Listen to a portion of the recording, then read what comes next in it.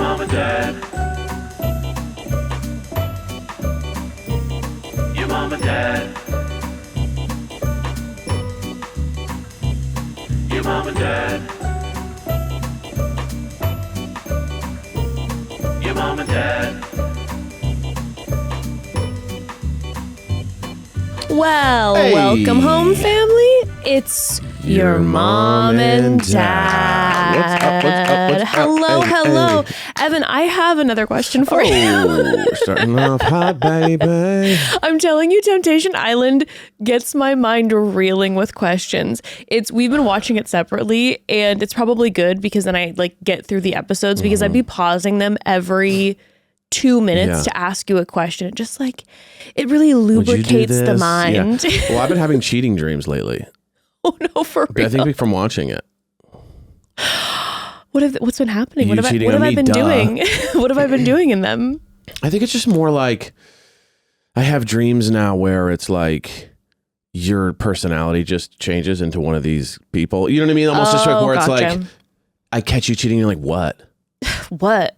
I get to do whatever I want. You know what I mean? Like it matters. You know what I'm You're saying? mine. It's kind of that energy where it's just like, it's kind of just got that who are you? You know what where I mean? I You're cheat just on you. I don't give a shit. You're just like, oh, okay. Where I cheat on you in your dream, and then I'm like, I forgive you, Evan, even though I'm the one who's cheating on you. And that's kind of when I wake up and I feel better because I feel forgiven. You have my blessings You know what I mean? and my forgiveness for all of my And atrocities. I just feel so good that I have a second chance. Of course. And I really appreciate that. So yes, I've been having dreams related to either real exes or fake exes kind of just coming to a party where we're hanging out. You're having dreams with some of my real exes in them? Oh, or reference it. It's kind of foggy. Okay. But it's more like I know them in the dream. So I can't after a dream, you're kind of I kind of got the details. Yeah. But in the dream, it was like, that's an actual ex. I'm sorry. That's and they're horrible. at the wedding we're at. Okay. And you know what I mean? It's getting weird. You know what I mean? I had one the other night where it was just kind of she spent way too long getting ready in the dream. I did? Yeah. Okay. And I didn't know. I was like, you're really going And I was like, I have to look good for this wedding. Yeah. It was just, but it was just in the dream. I knew that was weird. Right. And then we show up and it was like, oh yeah, I forgot to tell you he was going to be here. And I was like, that's why you spent all that time getting ready. This is weird. And then the rest of the night was just, so it's very real. It's not like, you know what I mean? You in a threesome in our bed at night. It's not the stuff. It's not like the exasperated version. It's Exaggerated? like the kind of, good morning. But you know what I'm saying? It's not the extreme version. It's like the subtle, real version. I'm not on a dragon with 5 to 6 other people having an orgy. Exactly. Sure. More It's just not serving my books. It's serving reality. It's serving too real. Like someone getting ready a little too longer for no reason. And then you find out there might be a reason. Just that kind of gross feeling. I'm really sorry that my dream self and Temptation Island is haunting your dreams. It's okay. I forgive you. Well, off of that, can I ask you my question? Yes. So, last week I had my question where I said if you and I were on this island together and I ended up, for you, which was the worst, having a shower hookup and then also enjoying Grant's music, that dual combination. Okay, let's just say we're on the island. I've done this. I've had the shower hookup, enjoyed Grant's music, and it comes the time where we may or may not send video messages. If you know that I've been crossing the boundaries of our relationship and I'm not doing stuff that's making you happy on this island, do you or do you not send a video message to me? That's a great question. Do you or do you not? As we are now, I definitely sent you a video. What do you say in the video? Because it's like, you know what I mean? We've been together forever. So it'd be like, I would just absolutely berate you and trash your whole human existence. No, 30 seconds is tough. They were smart with the 30 seconds. Because each person has to write down. I'd be sitting there writing down interesting exactly what I'm going to say. If you give me 5 minutes, you can kind of get into all the stuff. But the 30 seconds is just enough to either say, I hate you, or I'm hurt, or I miss you, but like not enough to even get into like I saw this and it bothered. It's like, by the way, worse torment to me than actually the idea of Temptation Island and then Temptation Haven is only being able to send a 30-second message, because you see my voice memos. They're shortest 3.5 minutes. Guys, I will text. She'll text me. And I'll see that she has a voicemail and it's 2 minutes and 47 seconds. And I'll just text back and go, what is this about? And by the way, you guys, I don't have, I mean, we all have time for 2 minutes, but it's like, I don't emotionally have time for this. By the way, I keep those short for you. So 2 minutes, 45 seconds is short. Side note, she buries important details in like minute 136. So it's like, hey, what's up? So, I was thinking, it is going to be hot this weekend. Oh, what? By the way, have you dropped off that thing yet? Anyway, It's going to be hot this weekend. I was thinking we got to make sure we bring Ember's clothes because it's going to be... Real quick question. Did you call that person to make sure that the drop... Oh, yeah. Okay, cool. Anyway, so... Did you ever hear? It's just like, it's so it's a stream of consciousness. So I can't listen to the first 30 seconds where all the important stuff might be. There might be something randomly said at 1:36, and then she'll be like, you didn't get my message. And I'm like, babe, I don't, like, no one thinks this way. I've grown to learn that I text the important questions. You have to. And I keep the voice memos for you typically below 3 minutes, which for me... I check out about 45 seconds. Is massive. You should see Katie Thurston and I, our voice memos back to each other. They're 15-minute long voice memos. 15 minutes back and forth. And we're talking about everything, just back and forth, back and forth. 30 seconds is my max. It's like when I'm catching up, sometimes I'll look and be like, wow, I just sent Katie an hour and 10 minutes worth of voice memos. This is why this is the abuse of the voice memo. It's like, call them. It's the whole point of a call. No, anyway, but I like to be able to answer it when I want to. Okay. So what would I say to you? Would you or would you not send a voice memo or a video message? Excuse me. At our point now, 100%, you would. I would. And what would you say? Well, it really depends on what's going on. It depends on what you've done, the energy you're doing it with. You know what I mean?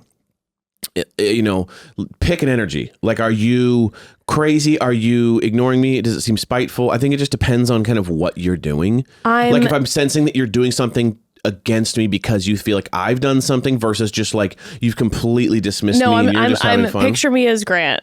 I'm hooking up in the shower and I'm kind of locking in with one person. I would probably say something to the effect of, oh my God, this is too real. I would probably just be like, I didn't know it was possible not to know someone after 20 years. Oh, yeah, that's good. But I guess people do change. Oof. You hit me in the gut with that one. The key, the locks have been changed at our house. You are no longer welcome. Change your last name. And then I would, and then it's destruction. No. I would just be so sad that I'd probably just be like, I guess I didn't know you. I guess you were faking it the whole time. Oh, it does feel too real. Just so you know, I would never send a video message. I know you wouldn't. You'd Ashley it. You'd Ashley it. When Ashley didn't send a video message to Grant, the rejoicing, the celebration, everything, and then Tayler as well. Oh, I felt so good. I was like, yes, because there's no way. I'm sorry if you would be reverse. You'd be with the same person, having the shower hookups, all of this. I absolutely would not send a message. Now here's the other. I would not send a message because I'd be like, do. I don't even know what to say at this point. Also, need more than 30 seconds. Yeah. So I'm not even going to bother. Here's what I would do. I would get one of the other girls that I've been like seeing, have her sit on my lap. Oh my God. And just say like, we totally get it. And it's like, just it's totally understanding. Oh man. And I get like, we needed this, babe. I'd say something like this. We needed this. That would be good too. Right? Pick a name. Anyway, and then she'd give me a kiss on my cheek. And then the video cuts out. Well, actually, she'd start to like, you know what I mean? Do something. And then the video would cut out. That would be so good. I wonder if they've ever had that on Temptation Island where someone was sitting couple comes in a video message. That's next level. You know what though? I wouldn't be opposed to doing that if I was in some of these ladies' situations. If you were in the if I was Shante, if I was Ashley, I would not be opposed to doing something like that. I'd be like, hey, call in 4 of the guys and be like, surround me and let's just, I'm not going to say anything for 30 seconds. We're just going to play out a scene here for 30 seconds and just deliver that straight. Actually, don't have say my anything. own original Bonfire just have moment. them all like licking your body so that there's not even actually, it's just like they captured footage.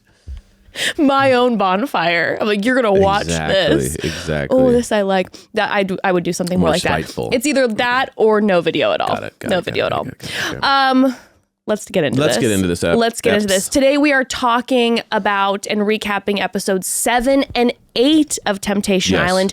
And then on Friday, we're dropping an episode where we're covering episodes 9 and 10, the finale episodes of this season of Temptation Island. So today we've got 7 and 8 to talk about, and some drama went down, family. Some drama went down, and I'm feeling somehow more elevated than I was even feeling in some of the earlier episodes. Because we're past the original just moments of destruction. The anger has festered more for me. But we got to take a quick pause before we dive in. Family, this show is sponsored by BetterHelp. I tell you what, watching Temptation Island always reminds me of the importance of therapy. You all know how much therapy has benefited me over the years. It's changed my life. And here's the thing.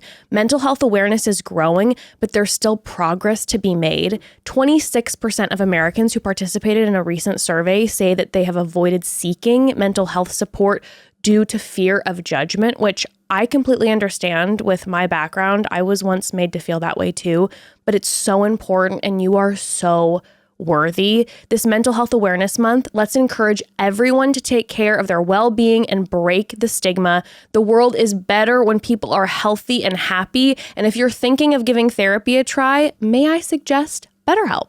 Yeah, therapy has really changed my life for the better too, which includes my marriage, my parenting, how I engage as a son, as a friend in the workplace, and much more. Personally, therapy really helped me get to understanding the why behind why I feel the way I do or respond the way I do. It helped me learn about developing better boundaries, how to not use work as an escape from emotions, and honestly love myself. Yeah, BetterHelp has over 10 years of experience matching people with the right therapist from their diverse network of more than 30,000 licensed therapists with a wide range of specialties. Also, BetterHelp is fully online, making therapy affordable and convenient, serving over 5 million people worldwide. And you can easily switch therapists anytime at no extra cost. I will always love the convenience that BetterHelp provides, because it ensures that you're able to make time for you, and you got to take care of you.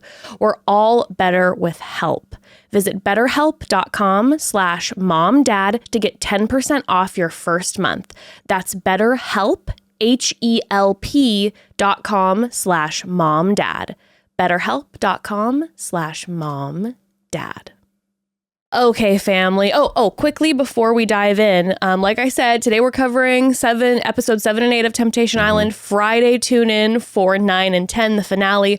But next week, we get to sit down with the host of Temptation Island. The Mark Wahlberg will be in studio. I am so excited. It's always the best. Love that man so much. He's the absolute best. I miss him. I can't wait to sit and talk with him. And we have a lot of questions for Mark, but we were thinking if we have some time when we record, maybe some of you can send in some voicemails to the Call Home hotline. If you have maybe any relationship questions that you want Mark's advice on, you can have your Bonfire moment with Mark. So we're going to try to maybe get to a couple of those questions during the episode. So if you have anything you want to ask Mark, please go ahead, hit up the Call Home hotline.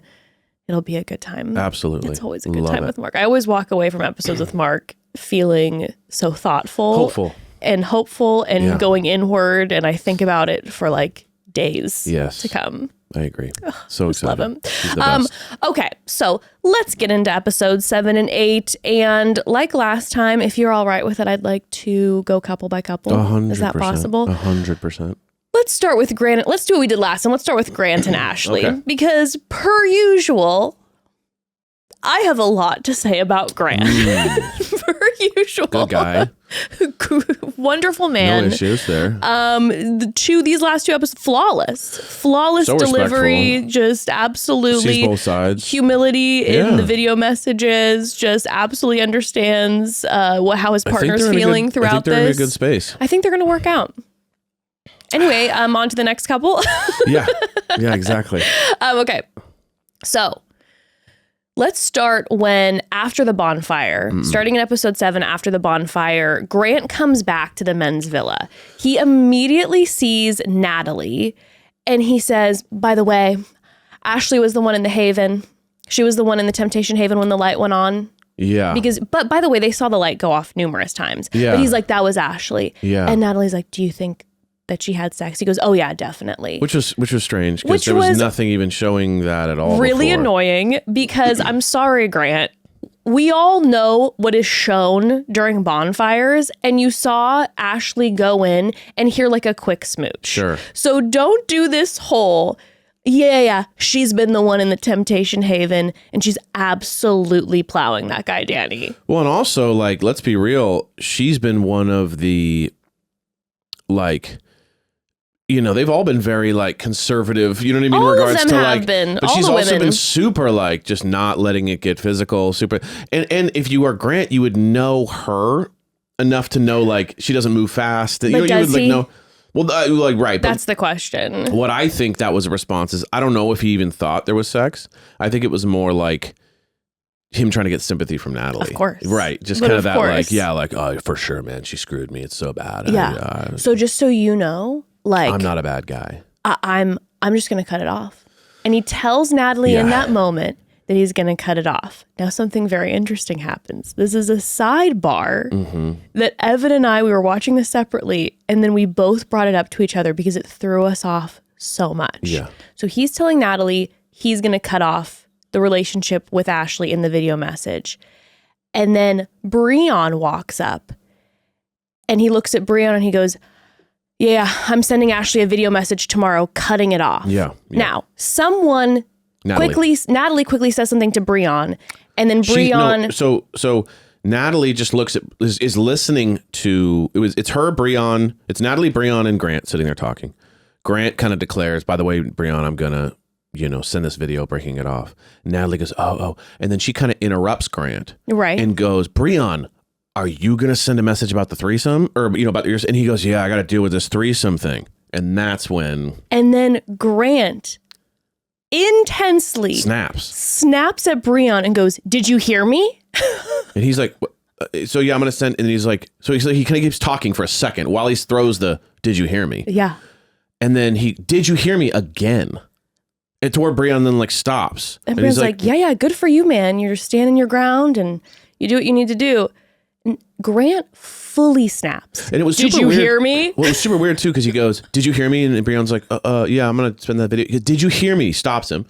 And then Brion goes, yeah, man, you should definitely stand your ground with her. And he goes, I know, I am. And then he's like, yeah, man, good for you, brother. That's awesome. And then Grant was like staring at him like intensely. It was really like. Grant, as we've been saying, has been putting on a certain face for the camera. I believe this wholeheartedly. And even through that certain face, we're seeing him doing all these grimy things. But I think that man, I'm sorry, there is some underlying stuff going on. And I now fully believe that Grant is trying to sabotage Brion. Which, by the way, Brion doesn't need to be sabotaged. He's doing that fine on his own. Crushing that. He's doing that fine on his own. But after that moment where he snaps at Brion, then skip ahead a little bit where Mark tells them all that they now need to pick 2 women or 2 men each to keep around. Brion chooses the 2 women that he's interested in that he didn't have a threesome with, okay? Because clearly Brion's not wanting to continue anything emotionally with these 2 women that he had a threesome with. Grant obviously wants to keep Natalie around, and then he goes, Alex, one of the women that Brion had a threesome with, out of the clouds, asks Alex to stay. He has this little smirk on his face. I think Grant is trying to sabotage Brion. Interesting. Because I believe Grant went into that villa and thinks he's hot shit. Yeah. He's used to all the women falling all over themselves, apparently, to want to be with him. He comes in with his guitar, his pre-written songs. Yeah. He's like, I'm going to swoon. All these women are going to be fully swooned by me. Swooning. Turns out Brion walks in and most of the mansion, most of the villa is interested in Brion. Yes. Brion's having threesome options left, right, and center. Yes. Not so much for Grant. Grant's pissed. Grant's wifed up. Grant's wifed up and Grant's pissed about it. So interesting. Because Grant thought he was going to be the big player of the house. Right, Turns right. out he's wrong. And now he's mad. And so now he's being a little, just like the way that when he shows back up after the boys get out and meet the two new women for the villa, that then he says in ITMs, I want to make Natalie jealous. Like he wants to intentionally stir the pot for his own pleasure. He's doing that to Brion because he's I also annoyed. think he's jealous of Brion's resolve around what he did. Oh, I think sure. more like hurt, but the Ashley thing, I think he's, obviously he's wrongly hurt about it. Right. But I think he heard, her say that he's a piece of shit. I think it devastated him in his own way. I think that he's tripping out about the fact that she might be hooking up with someone. Like, I think he's still a lot more like emotionally unresolved. Yeah. Versus seeing Brion be like, yeah, I don't regret it at all. It's fine. I think he's kind of jealous or like intimidated by that as well. Like someone who like he's almost like, you're mentally stronger than me or something. I honestly feel like that in way. a very unhealthy way. Yeah. Right. No, but I do think he's like how chill he is about it. And like he's at war in his brain. He so I think there's wants that. to feel more alpha. But I also think there's something going on. Grant to me, and here's where I picked up on this. Grant to me hits me as a guy who picks friends who just kind of worship him / like are obsessed with him / like wait on him. You know what I mean? Like Grant can cancel anytime, do whatever he wants. I think friends will always be there because even when he shares moments with Tayler, Grant's always telling Tayler like, dude, thanks for like, this has been awesome. I'm glad that we could talk about these things. He's always kind of mentioning like how he appreciates his friendship. But the vibe I get is that Tayler just sits there and listens while Grant just talks at him. Yeah. And then goes, great talk, man. Yeah. You know what I mean? He's got great talk man energy where it's like, I spewed my guts at you. I have no time for your shit. And I do that to Brion. I do that to Tayler. I do it to all the girls where it's just me. Well, and my girlfriend for a moment asked another guy a question and I was triggered by it. Oh, interesting. I get that too. Like that we're in the makes middle sense. of my drama. I just got back from I'm and talking my about girl this. Natalie's asking Brion. And she's asking Brion what's going on with him, and I didn't like that. You know what? To your point, to cement that, I don't know if you noticed, but later in the episode, when Grant takes Natalie out on a date, there's a moment where he's asking her numerous questions. And then in ITMs, he's like, yeah, I'm trying to get to know Natalie and ask her questions because in the past, I've gotten in trouble because I didn't ask my partners enough questions. Yes. You're like, so this is the type of guy who's not going to ask you anything about yourself. Right. And so he really doesn't know Ashley. I think he's just kind of a me monster. I mean, all these guys have me monster energy, but like Grant's kind of next level when it comes to that. Really, like, you could tell when he goes to a bar, it's just me. You know what I mean? And a girl be like, oh, I didn't like him. He didn't ask any questions. And well, she's an idiot. You know what I mean? Like, he's just looking for that person that'll be like, listen to what I have to say. So, you know what I mean? You think he's really triggered by anyone who's just not putting him as the main character. That makes sense. Well, whatever it is, it's sabotage. It's full-blown sabotage. I can feel it. And something else I wanted to note to connect to this, jumping ahead. Yeah.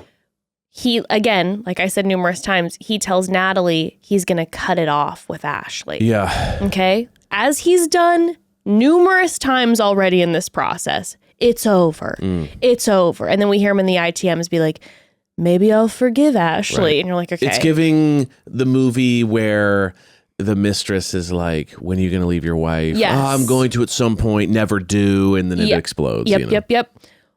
He's telling her he's going to cut it off. Tells the men he's going to cut it off. This wasn't really discussed with Ashley later, but in his video message to Ashley, from my perception, didn't cut it off at all. Tried to make her feel bad, but then didn't wrap it in like a we're over. He did not cut it off, in my opinion. You're talking about the last one we saw? Or the video message. Oh, the video message. Oh, that's what I mean. Yeah.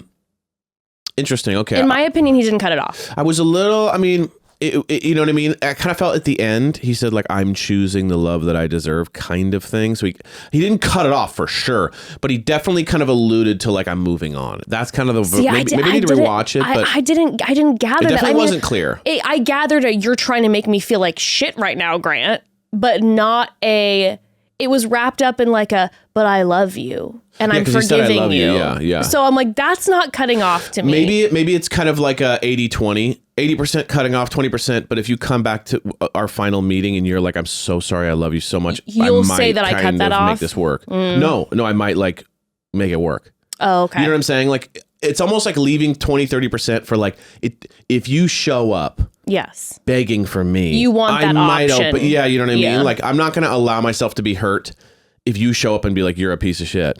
I'll be like, I broke it off with you. That's just one of the many things, though, that's like really pissing me off about the men is that, again, in ITM's bonfire moments to the other men, it's like, I'm done. Right. But then how they communicate it when it comes down to it with the women. Of course. Is like always leaving the door open. Of course. There's never clear communication versus the women. Or else you're going to end up like Lino. You know what I mean? They know. They're going to be like, that guy's sitting in the corner with no attention. Versus the women are, walking into the house being like, I'm clear. Single. I'm done. Like, we are done. And the men are like, I'm going to say we're done to the person I'm interested in, but I'm going to leave a smidgy of a crack open just in case I decide that I want to stick with my original girlfriend. It's the classic guy lying, playing both sides until they get burned. You know, the women in this villa are very much like standoffish until they're like, all right, cool, let's start talking. Okay, I want to talk about the video message situation, but quickly, before the video message happens, Mark does, like we were mentioning, show up into the women's villa and the men's villa and let them know, like, hey, everybody gets to keep 2 people to themselves each, and then the rest of the crew gets sent home. Yes. Ashley ends up keeping Danny and Logan. Yeah. Logan's like, thanks for the last pick. And she's saying she wishes that she could just put Logan and Danny together. Yeah, combine them. Because she's I'm sexually attracted to Logan, yes, but he reminds me of my ex. And Danny's the future of my new guy I should be with, but I'm far more into Logan. Physically into Logan. So it's like I need the swag of Logan and the sweetness of Danny. She likes that arrogant thing. Yeah, for sure. Shante then picks Hashim and Dan as friends. Yeah. Alexa picks Max, which she says he's her bestie, and Gio, who she's like, he reminds me of Lino, but we've really connected as a friend.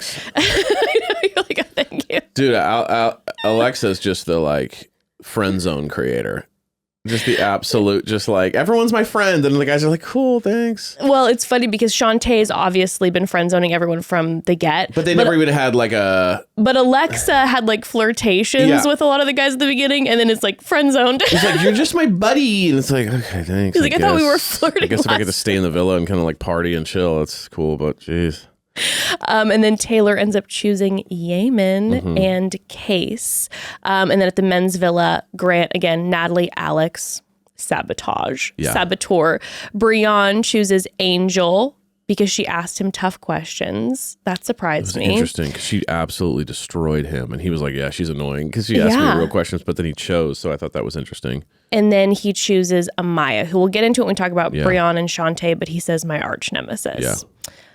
Courtney is shocked, but he's like, I'm good. Yeah, he's like, I already hooked up with you.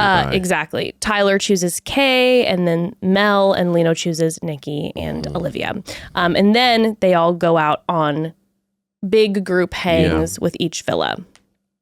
After the group hangs, we get into the video messages. Yes. So let's talk Grant's... Family, let's talk Grant's video message to Ashley. It's like it's like, you know, when you watch like HR, like classic HR videos, they're like, hi, this is workplace, inappropriate conversation or whatever, you know what I mean? This is not savory in the workplace. This is like, welcome to the Gaslight Academy. Your first lesson will be given by our top professor, Mr. Grant. He's known as one of the all-time greats, the Tiger Woods of gaslighting, if you will. And we've heard that he's going to be doing part of his seminar in song. Yeah, Manipulation 305 will be through held song. Through song. He's brought his guitar today. Entry level manipulation will be held in the grounds But Professor Grant. Okay. I got to talk about this. But family, we got to take another quick pause. So, you know, during these reality TV shows, the contestants don't have their phones, but in typical daily life, we've got our phones on us all the time, obviously, which means our kiddos see us on our phones and want one themselves. But here's the thing. The youth mental health crisis is all over the news, and we know social media is driving it. This fact shocked me. Teens spend an average of 9 hours a day on screens outside of school. That's basically a full-time job just scrolling. And of course, I can be guilty of this. I think a lot of us can. So obviously, our children are seeing that and doing it themselves. It's not good. But here's the good news. A company called Gab has solved the problem by doing something no one else is doing. Their approach is Tech in Steps. Tech in Steps works by providing a kid-safe phone and watch for every age and stage, basically the right device at the right time. Yeah, so what does this look like? First off, Gab devices have no social media or internet apps. For younger kids, they have a watch with GPS tracking and safe zones. For tweens, a starter phone with more features like monitored messaging and video calling. And finally, for teenagers, an advanced phone with features like parent-managed apps and a premium camera. Yeah, bottom line, you don't have to give your kid a device that was made for an adult. Get them Gab, which keeps them socially connected safely. Our kiddo has the Gab watch with the GPS tracking, so we're able to make sure she's safe. We have it set up so she's able to contact just us and a few family members, and that is it. It has given us so much peace of mind because we wanted to be able to stay connected with her when she's at school or at theater rehearsal. But personally, we didn't want her to be able to access social media or just the risk of unfiltered access to everything that's out there.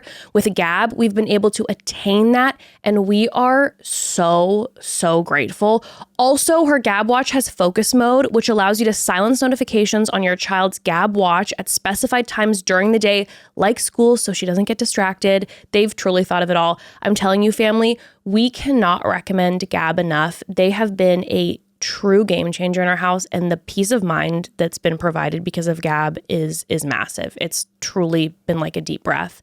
So use our code to get the best deal on something that will make parenting easier and give you peace of mind. Protecting your kids has never been easier. For the best deals, sign up to Gab today. No contract required at gab.com/momdad. That's Gab, GABB.com/momdad, gab.com/momdad. Terms and conditions apply. Okay, family, on to Grant's video message. So each individual can choose whether they would like or would not like to send a video message to their partner. Ashley opens that box, and lo and behold, there is a video message from Grant. And he says, I feel heartbroken by the way that you've talked about me and the way that you've treated me. I've only focused on your feelings and neglected my own because I felt responsible for breaking you. I'm a good man and I'm a good father, and I deserve to be loved the way I need. But I forgive you. And I finally forgive myself. And I said, this man thinks he's damn near Jesus Christ. Really interesting. You know what I mean? I tried to approach this from kind of a clinical aspect and be like, okay, I can jump to just be like, piece of shit, bad, whatever. But I tried to break down, like, what was the thought process? Yeah. You know what I mean? And I was kind of like, what is... So for him, it all comes back to the piece of shit comment. Right? It all comes back to, like, you didn't see me cheat yet, and you called me a piece of shit. So it all comes back to like that for him. But she did kind of, because they had a hard boundary that they could not be treating anybody else like they're dating. Right. And she saw him arm around another woman, legs wrapped together in a hot tub. So he did clearly break the boundaries. So, but what's interesting about him is that he's got what is like the epitome of the like frail male ego. Yeah.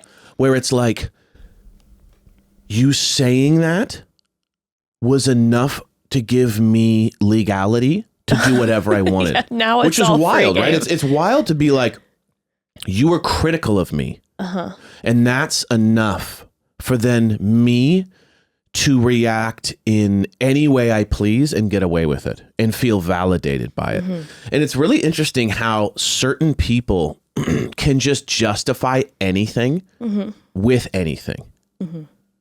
It's kind of like you didn't respond to my call, so I did this bad thing. Or like, you know what I mean? It's almost like, it sounds like, so it's really interesting to watch him like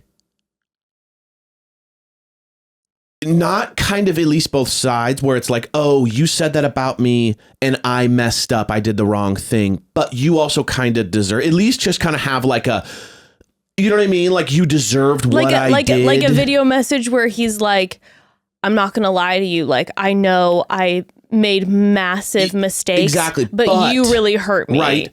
So like that's a little bit more normal to be like, if you're toxic, it's a little more normal to be like, I messed up, but you you made me feel bad. But to be like, I'm totally good here. Yes. Cheated on you at the first drop of the hat. Yes. Had first sex guy. night one. You know what I mean? Like, and to be like, it's all legitimate and good because you said something rude about me. Yes. And it's just interesting to watch him say stuff like, I'm choosing the love I deserve. Like you've been in this relationship that you've just been thrown around, tossed around. And by the way, we're talking about a guy, again, who at the start of their relationship cheated, that she found out about it. Yeah. And then he's like, well, I haven't since. But when we're hearing little pieces, it sounds like he's at least gotten close from what she's aware of or acted inappropriately within the boundaries of what they've decided their relationship will look like. And so for him to be like, I've only focused on your feelings. Right. He said, I've only focused on your feelings and neglected my own. Which then... I know this messes up the timeline. Yeah. But can we jump to the end of the second episode where he then is the bonfire thing with Mark? Of course. Because he talks to Mark and he says like, my parents have always been together. Everyone in my family stayed together. I'm kind of basically the fuck up by breaking off my marriage or my girlfriend who is the mother of my child. Yeah. Then doing this to Ashley. Like what it sounds like to him is that for him, focusing on her feelings means staying with her when I didn't want to be. Like that's kind of the way he said it. Yes. Which is crazy way to say focusing on your feelings. Yes. Right? Like focusing on feelings means like you're caring for someone, you're being there for someone, not sticking around when you don't want to be. You know what I mean? Because you don't want your family to think that you're a fuck up. Yeah. And he never even apologized for that. Being like, let's say that is true, which it doesn't feel true to me. It does feel true that he actually loves Ashley, but he's like got some serious problems where he can't not cheat. And so he's kind of diving into like his personal psyche to justify it again. Another justification. I agree. And it's really interesting to just be like, I've been protecting you by staying with you because you're just this fragile, weak woman that needs me. And I'm too afraid to break it off with you. So I just cheat on you. So not only do I keep you around when we shouldn't be together, but then I treat you like shit and destroy your soul in the process. Yeah. Yeah. So that my family doesn't think negatively of me. Yeah. Because even in his justification, it comes back to being a selfish It's all about move. him. So like he's incapable of even spinning it to be sound, not selfish. No. And like you said, I also only partially believe that it's connected to, I think definitely there's a factor of like his family judging him because he hasn't had a relationship that's lasted. I fully believe that he feels that. And so he wants to make something work. But there's not for 1 second that I think that man is going to keep someone around if he doesn't want them around. So if he really wasn't still invested to a certain degree in Ashley, I think he would have ditched her years ago. 100%. There's no way. He just wants to have, as Olivia pointed out, one of the women Olivia pointed out a few episodes ago, Grant wants everything and he's distracted by anything shiny. Yes. My jaw was on the floor. I knew it was going to be bad. I knew the video message was going to be bad because it was him. I'm like, I know this is going to be like manipulative and coming for her when she hasn't done anything. But this was next level to me. I couldn't even. He should be a professor at Gaslight University because it's like Gaslight Manipulation University only hires the best. And he truly is. Yeah, it's bizarre. I just don't think I've ever met anyone quite like that. No, but I wanted to do a little asterisk. Okay. So remember earlier when I said, doesn't sound like a breakup message to me? The last thing he said in this message, which I haven't said yet, is he said, whether or not we make it out of here together, I just want us to be happy. I love you, Ashley. Yeah. That's no breakup message, Evan. That's true. Whether or not we make That's it true. out of here is far from a breakup message Right, to me. because I think what's going on is this. I think Natalie's shiny. Mm-hmm. I think Natalie is bubbly. He keeps classically. He's got the like smile, baby. Yeah. You know what I like? You know what I like about women toots. the most is when they smile and they don't give me shit. Smile. He's got that toots. energy. Smile toots. He's got 50s crooner energy. It's like this, you know how dames are? They always complaining. You know what I mean? He's got that energy where it's like because it literally says there's a moment where like, I forgot what point in what episode, but it was like, what's your favorite thing about Natalie? And it's like, because she's nice and bubbly. It's like, I don't like when they give me guff. I like when they just have sex with me and get out of the way. I don't think he likes Natalie that much. Uh-huh. I think he's very sexually attracted to her. Mm-hmm. And she's a really nice distraction from Ashley and from what's going on there. Yes. Because it all seems a little spiteful. It all seems a little like, I get mad at Ashley, so then I hook up with Natalie. It's always, you know what I mean? And then I have sex with Natalie, then I regret it. Yep. I miss Natalie. Then I see her say something on a bonfire. Miss Ashley, Then I miss Ashley. Then Ashley says something about me on the bonfire. Then I run back to Natalie and we have sex again. Mm-hmm. It's almost like he's got this like toxic. It's like, you know what I mean? It's not even like, oh, I cheated on you and I like Natalie. It feels like it's directly related to whatever he's feeling that day about Ashley. Mm-hmm. Which I also just feel really bad about Natalie in this way, where she's kind of just like, I don't know how Natalie seems like a good person and seems like someone who has her head semi on her shoulders. Yeah. And she seems like completely blinded by like how this is going down. Well, clearly he's been able to do this in the past too. Yeah. There's something about the way love bombs. I mean, he's writing love letters. I mean, we're talking, this is next level. No one's writing love letters in the thing. He's sitting there like he's going to he's on the beach writing letters like he's going to get engaged to her. When he's saying to Ashley, I don't know whether we're going to make it out of this together, whether or not we do. So he still is not cutting it off, people. Okay. Ashley, when she hears this, she's like, yeah, I feel bad for the way that I talked about him. But like, that doesn't mean that he can then go ahead and do what he did. So I love him, but I'm not in love with him. I'm moving on. Like Ashley's done. I have no doubt that Ashley's done. Even more than that, Ashley was like, I feel bad for him. Yeah. He's a good guy. He's not that bad. But it was just interesting. Like she's empathetic even in all this. She's kind of going like, basically she's concerned with the way it's looking for him, almost like how he's going to look after this and how all the bad behavior. He's like, even though she's done with him, she's even still has love where it's like, she said, I love him, but I'm not in love with him anymore. Yeah. It was like kind of wild to watch. I was like, wow, getting burned that hard and still kind of having like a, man, I hope he's okay almost, which was just like, whoa. Well, it's why I think when you really love somebody, it's like they can be horrible to you and you can still. Well, you don't want them to necessarily hurt. Yeah, she doesn't have that spite energy. No, but she doesn't send him a message. I love it. Great response. When he sat down cross-legged to open that and he opens it slowly and it's empty, I was thrilled. But of course, in ITMs, he says, I think Ashley is hurt and doesn't know how to navigate those feelings. She's choosing to not let go of her resentment. Yeah. This guy can try to make anything twisted into the way he wants it to be. He called her immature, basically. He's like, she's basically a child. She can't even, But then he twisted it the way he wanted it, being like, she's so hurt, she doesn't know. She's so overcome by her hurt for me and her resentment against me because her passion for me is so intense that what I loved about she couldn't find herself in herself to write a letter or to write a letter to send a message. And it buckled him. It buckled him. Yeah, it buckled because him. At first he kind of got like pissed and he was walking back being like, fuck her energy. But then he like stopped and like laid down. Mm-hmm. Like, I think the non-message, because I think if he would have, it really ate away at him. If he would have seen her crying and sad, he would have still been like, I have the upper hand. Yeah, for sure. But the fact that she didn't send a message in his mind is like, oh, I'm not controlling her anymore. Yeah. And I think that's his biggest fear, is not being in control of it. He's in control of the Natalie situation. Mm-hmm. He's in control of the dynamic with his friends.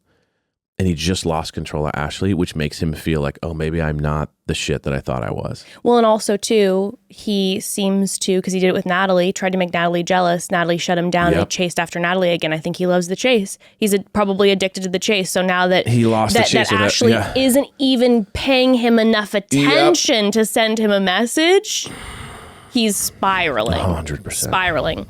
So they end up going on dates. Like you said, Grant writes Natalie a literal love letter, gives her flowers. Yeah. He says he's excited to pursue their relationship together. He says, you're not second choice. If I'm Natalie, all I'm hearing from this is this man's going to date me afterwards. He's making it seem so very clear that he wants to have a relationship with her afterwards. And I am convinced he is not walking away with Natalie. I think he'll it all depends on Ashley. I think he's going to tell Natalie right before it's over, let's figure things out, but not commit to her, and then tell Ashley he wants to make it work with Ashley, and then Ashley's going to shut him down, and then he'll try to snivel his way back into a relationship with Natalie, and I fear she might let him back in. Yeah, I'm in 100% where when this ends, it all depends on Ashley. If Ashley's like, fuck off, what's going to happen is this.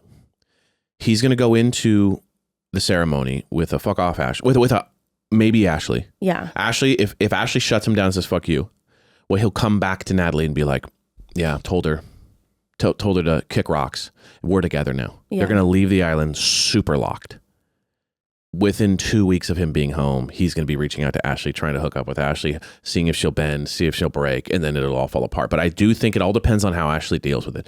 If Ashley says fuck out of here, he'll come back to Natalie and be like, told her. We're together. You know what I mean? Because that's what he's done every time with all these ITMs is like, depending on how Ashley reacts, he comes back to Natalie. I stood my ground and I told her I always loved you. Not and realizing you're the only that she'll one. be able to watch this episode. Yeah, and you know then what I mean? Be like, no, that's, yeah, for sure.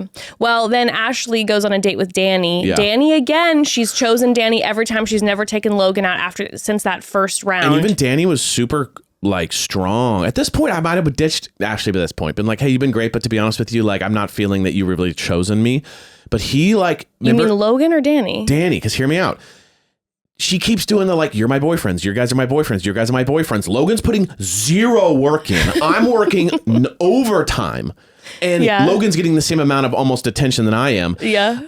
But Logan, she looks at both of them and is like, well, Danny, what do you want? And he just looks at her and goes, you. You got to respect this man's hustle and just consistency. Logan's doing nothing, playing it so cool, barely saying a word. Danny's giving it everything he has, and he will not relent. So I really hope that he gets something out of this. Well, I really worry for Danny because she calls him her sweet little Danny, which I don't feel like typically, not a great means feeling. I'm super hot for him. They're having the pottery class and they're doing Ghost and they're kissing. She says she's very into him. She says she's super vibing with him, but everything they're having is smoochies. Well, and then when she it's talks all smoochies. But then when she talks to Tayler later in the day, she was like, yeah, we kissed. It was a little awkward. He wasn't going in beforehand. And then when we did, I was having to turn around, but he's a good guy. And then she invites him into a sleepover later. And when they have their sleepover, she's hard line. Hey, we're just cuddling. And they cuddle and kiss a little bit, but I just don't. No, I just agree. think Ashley, and Mark talks with her about it later, where he's like, I don't know if you know what a healthy relationship looks like. I agree. So I think she's so drawn to people like Logan or Grant that Danny doesn't maybe get her fire going because she has that I think she likes the bend danger. towards the arrogant guys. She likes the danger. And Danny is so caring and sweet and loving and supportive of her boundaries and all these things. But it's the nice guys that finish last energy. Oh, don't say that. No, I but hate I'm just that. saying that's I think she's just used to kind of liking the guy that makes her feel a little dangerous and a little scared. I feel for Danny. I know. I feel like I don't think Ashley's gonna walk away with Grant by any means, but I don't think she's gonna walk away with Danny either. I think she'll just be like, yeah, he's a good guy. I think she'll be like, hey, yeah, we'll maybe connect after, but she's not like walking away with Danny. I would be surprised. I agree. We got a few more things to talk about with them when it comes to their bonfires. Yes. But we got to take another quick pause. So family, these couples are frustrating me. Let's be honest, it's mostly the men. Okay. But let's talk instead for a moment about something that makes our hearts warm. Dogs. We love the pups, especially our pups, Ashley and Arthur, which means we want the best for them, which is why we switched to feeding them Spot and Tango's Unkibble. We had heard amazing things about it, and wow, it has been an absolute upgrade.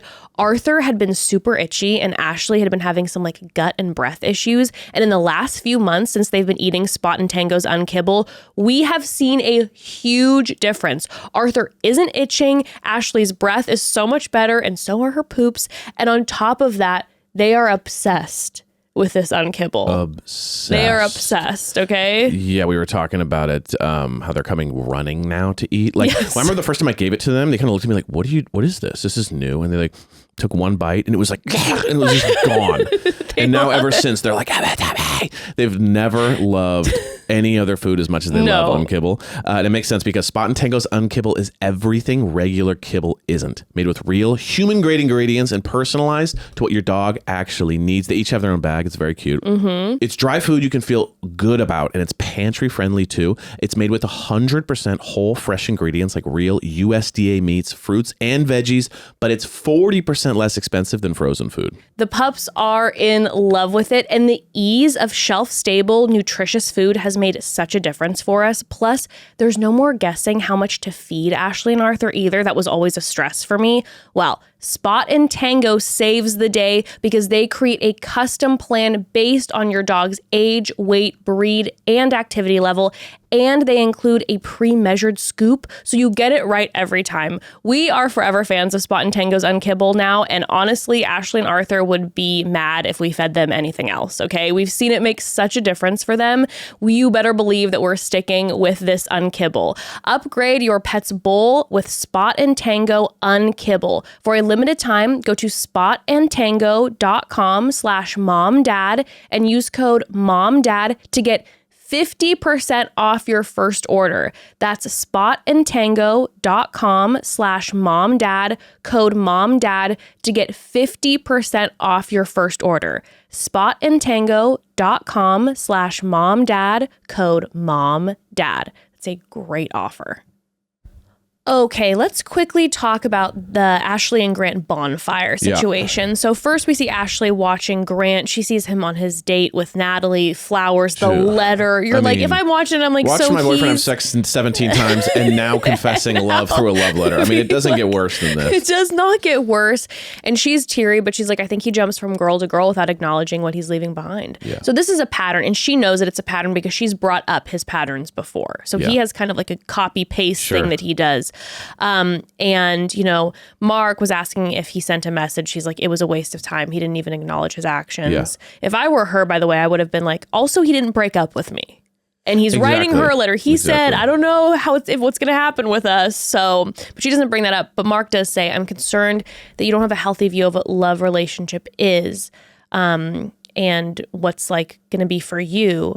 And she gets really emotional. And that's when we have a moment where Mark, he literally gets up and walks over to her and is like, man, Mark makes you feel like, I literally started getting emotional watching it. Like, he has such a special gift of making you feel seen when you need to feel seen. Big time. Like, he always makes everyone feel seen. And that's a gift that he has. But my goodness, when he got up and walked over to her and was like, no, I'm not host right now. Yes. Like, you deserve, and he was just telling her, he's like, you are so worthy. Yeah. You're an incredible person. Mm-hmm. And now's the time for you to figure out and learn what a healthy, loving relationship is going to be like. Agreed. And I do think that Danny could offer that to her, but part of me also thinks that sometimes it's good to maybe just like have time spent with yourself. Yeah. You know? Oh, big time. But then we have Grant watching Ashley. It's her date with Danny, her saying that she's very into Danny, them kissing, and then them kissing in bed, which looks like it could, that one looks like it could have led to more. You know yes. what I mean? That like, one I don't know if it did. I don't think it did, but like he was definitely going, if she opens that door, I'm jumping right in. That was the, you know what I mean? Like he's kind of like on her, he's trying. So Grant's like, it's terrible to watch. She's made it clear that she's moved on, and so have I. She also made it clear with the fact that she didn't send a message. And that's then when Mark kind of starts to dig into him, where he's like, you're feeling relief, but like, and you're saying that you didn't want to cut it off and you should have cut it off a while ago. And it's like, why hasn't that come out? That's when he talks about his family having stayed together and trying to prove that he can. And Mark says, you're trying to make it work, not admitting that it wasn't working. And if it falls apart, it's her fault for not forgiving you. He's like, we as humans tend to point fingers, but taking ownership of your part is a really great start to practice with anyone. Which, again, I will always just be applauding him. But the fact that Mark is, he opened something that was like a baby step. Yes. It was like, okay, this guy clearly is not showing all of his true cards. He's got a mask on. Yeah. He's making this woman's fault when she's obviously not the perpetrator in this situation. They came in with him having already cheated on her, all these things. But he's like, listen, Grant, a really great start is taking ownership. Just start to take ownership a little bit. And after having that conversation with Ashley, I'm sure too, it's like he's trying to prepare Grant like for this bonfire. Like, hey, my guy, let's do some growth here, that when you sit together with Ashley in the next like 2 episodes and you sit down with her, try to take some ownership. That's a start. Yeah, I agree. Mark does a great job of still valuing people. He does a fantastic job. I would just be like, I would be so bad at hosting. Like if you're that like bad of a person, I'd just be like, so I don't notice that you're kind of a piece of shit, but you're not doing any, like you're not apologizing for anything. What's that about? And then the producers would be like, oh, cut. Hey, Ev, you got to remember you're the host. You're not like their dad or You're something. supposed to try to stay. You kind of got to be like, non-biased a little bit. I'm like, totally, I got you. And then just like, you motherfucker. Be like, you're a bad person. Speak on that. That's why it's so admirable what he does, because it'd be so hard. It'd be so hard not to be like, be able to stay above that and like actually look at somebody and try to see, deeper into who they are. What he does later with Brion, where it's like, let's go into where this comes from and let's go from there and try to find hope in that and try to feel like there is potential for growth for everyone, even when I'm watching on the screen is like, there's no way this guy's got to change. Yes, He has that hope that I'm sure actually does really, really help people grow. Yeah. Like some of these people on the screen where I go, this is a hopeless case. But when you have somebody like a Mark who will believe in the fact that there's something there, that probably fosters growth for a lot of people. Agreed. But then, by the way, quickly he asks at the end, he's like, well, what about you and Natalie? And he's like, I guess I'm easily blinded by rose-colored glasses, which was a hint in the fact that this man's going to ditch Natalie. Yep. To me, it was. Okay. Let's move on to Brion and Shante. Yes. So we pick up in episode 7 with a bonfire, where it's the last moment of the bonfire, starting from episode 6, where Shante is having to watch Brion. Shante sees Brion in the bathroom, starting to participate in the threesome, talking about how he likes to watch. We hear moaning. We hear them waking up with the dawn. And then we hear Brion saying that he has no regret and that he's still respecting Shante because he's being honest. Shante, okay, first of all, before I say what she said, all I can think about is the fact that these two had rules. Right. They went in with clear boundaries. No kissing, no physical touch, nothing. And Shante kept saying, if he crosses those physical boundaries, I'm done. That's my hard line. They weren't like Lino and Alexa, where Lino and Alexa actually went in and were like, hey, no rules. You do what you got to do. This is why we're here, right? Yes. They had rules. They had boundaries, which he, not only did he cross them, he blew through the line. Yeah. He went straight to threesome. Yes. Straight to threesome. She doesn't look super rattled, but that's how she, I think, processes things. But she's just saying, she's like, it makes me feel slightly dumb because I was confident that he was going to be faithful. Him saying that he has no regrets is making me feel really sad. It's hurtful. Especially him saying that he has no regrets because he's saying I should be okay with this type of stuff. Yeah. And there's a moment where Mark's like, what if it's completely disconnected from emotion and love? And I felt like she had this moment where I was like, yes, Shante, where she's like, I don't see how that could be since he knows I'm seeing this. Right. How can it be disconnected from emotion and love? Maybe he's not emotionally or in love with the women he's having a threesome with, but it can't be disconnected from emotion and love. Our emotional love. He knows I'm watching it. And I was like, yes, Shante, yes. We're getting somewhere. Yes. I was like, this is it. This is the moment. And then she says, I genuinely don't think in the real world that he would have done this to me. And I was like, yeah. Oh. It really, the dynamic with Shante and Brion, like, actually absolutely breaks my heart. It's an interesting one to me. It breaks my heart, but it also is just so interesting because I'm like, you know, the other girls, you know, after this whole thing, and they come back to the house, all the other girls are saying, like, I think she's in denial. Like, she thinks she's in shock. I don't know if she's really processed this. But I do believe that everyone is different. Of course. And I believe that we all have different emotions, different triggers. Mm-hmm. And if you notice, she's more bothered by kind of her not feeling maybe like valued. Mm-hmm. Than like him on live television having sex with three people. You know what I mean? Like, it's interesting. I feel like the other women are a lot more like classic in the way where it's just like, he's kissing another girl. That makes me jealous and I'm sad now. Right. Which is kind of what I feel like most of us would experience. Right. Shante hits me a little bit more. She experiences more the like betrayal of their relationship, the betrayal of like their future together. She keeps bringing up the future. What if my kids see this one day with him? His, you know, the way we're going to look as a couple, you know, what we've built will be, you know, what we're built and will continue to build will be, this will be kind of tainted now that he's kind of, but she just doesn't operate like jealousy doesn't seem to be a thing for her nearly as much as more like this hurts what we've built. Well, I also think she doesn't seem to be triggered that hard by like the people like him having sex. It seems to be much more just about think about this. If you're with somebody who's constantly talking about the fact that like this is what they do and who they are, she's probably heard it all from him. Where it's like it's a little numb. You know what I mean? Like, that's what it feels like to me. Yeah. That's why my heart breaks, because it feels like there's a numbness there when you're with someone for however long who hasn't been treating you correctly and who has been handling it the way Brion has, the way that it's like, well, I am respecting you because I'm being honest, and the gaslighting and all of these things. That there's been a numbness there.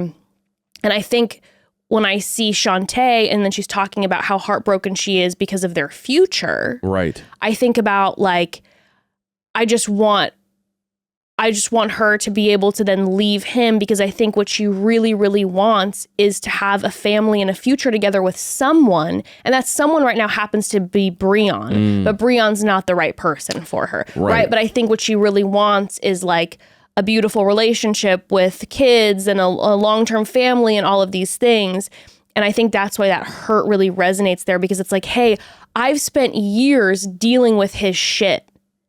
And now what you're saying is we might not even have that future that I was hoping for. Like, it's almost like I've put up with so much to try to get to this finish line, which is a family and a loving relationship together. And what you're saying is maybe that's not going to happen. Exactly. And I think it's a little jarring for the average viewer, because most people are the most triggered by like sexual cheating. Yeah. You know what I mean? Like, and it's not even about, like, I feel like when most people see their significant other like make out with someone or cheat, it's yes, I'm hurt about our relationship, but it's more of just how dare you had sex with someone else energy and that jealousy that explodes and makes you feel. But if that's not the trigger point for you, which I think is most common, then I think you kind of see what Shantae's like, where it's like, that's not my number one issue. Yeah. Sex isn't my number one insecurity, fear, problem. It's this other thing. And so it's interesting because I think everyone else is like, are you okay? Are you in shock? It's like, whatever. Yeah. But it's like, I don't think that's the shock. Well, and I also was feeling a little bothered because I was like, I had seen online a couple clips now because of my algorithm from watching this, is some people like really like going off on Shante being like, what's wrong with you? Why would you? And listen, I get it because as a viewer, I'm sitting there wringing my hands together being like, Shante, no, because I want what's going to be best for Shante in the situation. Yeah. But to freak out at Shante, I'm like, listen, when you are in a relationship like this where your partner is toxic, like it is damaging to you. 100%. And so of course there is a lot of trauma that she's going to have to work out through this. Yeah. So like be patient with her. It's like, I know we all want what's best for Shante, but don't fucking come for Shante. Yes. Because Shante is handling this in a different way and you want her to handle it obviously in a way that's going to be good for her. But like to come for her is wild to me. I think it's because it's different. Yeah. And anytime someone, you know what I mean? Anytime you kind of have a different reaction. Yeah. It's like, I don't know how to deal with this. And I don't like as a friend, as a viewer, as a whatever. Right. This is bizarre to me that you're not reacting how I would react. Well, it's like in Trust. If she ends up staying with Brion, I'm going to be so upset. In like this is not how it should be way. But to like take out your frustration online at Shante is wild to me. Yeah. Also, she said something when she was talking later with when Alexa came in to check on her, where she then in that moment she said in the ITMs that she's not going to sit there and talk shit on him because that's not who she is. So I think there's also a level 2 where we've seen her through this whole thing only ever speak respectfully about everybody. And she's like, I know what you want from me is a Bonfire reaction or an ITM reaction where I'm going off on him, but that's not who I am. And I'm not going to stoop there. In her mind, I'm not going to stoop there to get that, to do that towards him because that's not me. Well, I also think it's very not satiating as a viewer. Sure. And it's because you want the Tayler reaction. Of course. And I also think it's not satiating as a friend. Yeah. Because everyone's kind of living through each other in this. Everyone's going, watching your guy cheat helps me with my guy cheat. Yeah, of course. Which I get. Or which if I I totally can hate get. your guy more than my guy, kind of makes you feel a little bit whatever. And I think that she gives nothing. Yeah. And I think that just drives people crazy when they don't know how to categorize you or deal with you. Yeah. I even feel it in myself when I'm watching her. Yeah. I'm kind of going like, what are you doing? What are you thinking? You know, I'm having to check myself because I'm going like, well, and I do think what's really important is what Mark's been trying to get through with her during the bonfires is he's like, you're in head. You also need to go into heart while you process this because, you know, that's what love is. Right. Love is the stuff of the heart. 100%. You know, you have your heads involved there too, but like, let's go there so that we can flush this out. And then Mark said to her, I so admire how strong you've been through this, but are you going to be that strong when he's sitting across from you at the final bonfire? Right. And that's my concern. Are you in denial? Are you pushing things aside? Right. Or what's are you really going on here? With this? Yes, 1,000%. But yeah, no, I mean, I'm definitely like on pins and needles now seeing what's going to happen with their final bonfire. But I fear, I had hope. And now I fear that what you were saying is going to happen is what's going to happen is where she'll walk away with him again. 100%. Yeah. Yeah. It's really interesting because he's just like, he's not doing the Grant thing where he's like, you're done with you. He's doing the like, I still love you. Everything's great. Yes. I just did this thing. And that's just how life is. I had to do it. So it's a really confusing. If I was her, I'd be confused too. 100%. Okay. Well, back at the men's villa, we have a very interesting moment. Yes. We see Brion in his bed and we see Amaya come in and be like, what are you doing? He's like, I'm journaling. She's like, can I journal with you? So they're sitting together at nighttime, kind of cozy in the bed, journaling.